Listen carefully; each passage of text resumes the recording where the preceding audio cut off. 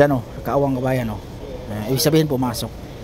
At huwag kalimutang mag-subscribe at i-click ang notification bell for more car body repair, tutorial and tips. At sa Facebook page natin kabayan, huwag kalimutang i-follow at like, comment kabayan. Maraming salamat kabayan.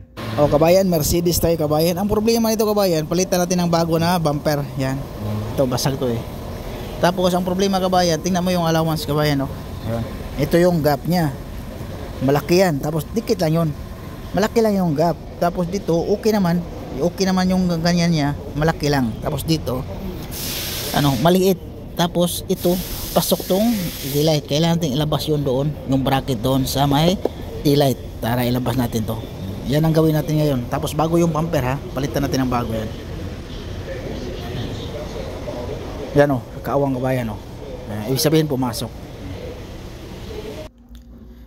Tinanggal ko muna yung taillight kabayan para paluin natin dyan. Importante, tanggalin natin kabayan, baka mabasag pagpalo natin. Kasi medyo pasok talaga yung kuha na yan kabayan, yung bracket na yan. Tapos yung ilaw pala kabayan, yung taillight na yan, medyo yung isang boltan nandyan na nabasag. Ipakita ko sa inyo kabayan, nabasag yan kabayan. Pati yung sama yan, yan kabayan, basag yan. Yan. So may-ari na daw yung nakabasag yan, hindi na kasama sa insurance, so walang bago. So i-repair natin yan, lagyan natin ng glue yun para may kapitan pa rin. Pero apat naman yung bolt dyan kabayan, walang problema din. Pero yun nga, i-repair din natin. So yan kabayan, pinalo-palo natin, tapos palo, tapos sabay seating. So easy lang siya kabayan, hindi ka na ganong mahirapan yan. Mga ganyong tama, maliit lang. Tapos kailangan lang natin ayusin yung gap niya doon sa clearance niya sa may taillight, pati yung sa naka-uka kasi yun, kasi pagbangga dyan sa may bracket, sa may gilid, pumasok. Kaya pumasok, walang yun, pasok yung ilaw. So kailangan paluin lang natin palabas. Tapos pagpalo kabayan, kailangan ibalik din natin yung ilaw para makita kung okay na yung alignment. Yun na. Pero hindi na pinutrahan yung loob kabayan ha. Nilagyan ko na lang ng siyang yung anti-rust. Tapos hindi ko na pinutrahan sa loob. Yung ang bago niyan, yung bumper lang pinutrahan din.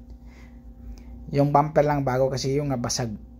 Tapos hindi ko na na-video yung paglagay ko sa bumper. Yan. Yung pinakita ko ngayon, paano ko na-repair. Tapos yung pagtanggal sa bumper. Yung tanggalan pala ng bumper din kabayan, loob, kailangan tanggalin mo yun sa loob, yung may harang dyan na plastic, kasi nandun yung bolt dyan sa loob. Parang OD din, yung ibang OD ha, kasi mayroong OD na nakaklip lang eh, so hindi mo na kailangan baklasin doon sa loob. Walang bolt doon na 10mm.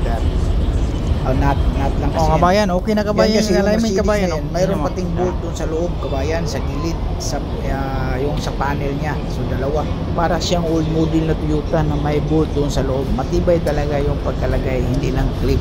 Yung iba kasi ngayon, yung bago na mga clip na yan sa gilid. Tapos tornilyo doon sa dulo ng panel, saka yung sa bumper. Sa ngayong bago, pero yung lumang modelo kabayan, mayroong bolt doon sa may pinakagilid. Sa labas, doon mo tanggalin. Pero sa loob, mayroong bolt na dalawa yan. Sa loob, sa gilid, sa panel. So, kailangan mong tanggalin yon. Katulad niyan kabayan, tinanggal ko kabayan, bolt yan kabayan. Dalawang bolt dyan sa loob. Iba pa yung sa gilid, sa baba ng taillight, yung pinakadulo sa trunk. Tapos, sa dalawa gitna, yan. Parang, ang sa loob niyan, is bolt, dalawa, tatlo, 4, 5, 6, 7, 8. 8 bolt yan kabayan. 4 na nut, 4 na bolt na 10mm. Yung buwan ka pala kabayan hindi yung taillight, hindi na kailangan tanggalin yan. Tapos may wire doon sa loob. Yan ang importante kabayan. Yung pag maglagay ka, huwag mong kalimutan yung mga wiring na i-connect, kasi pag i-scan natin yan, malalaman na hindi na connect yung ibang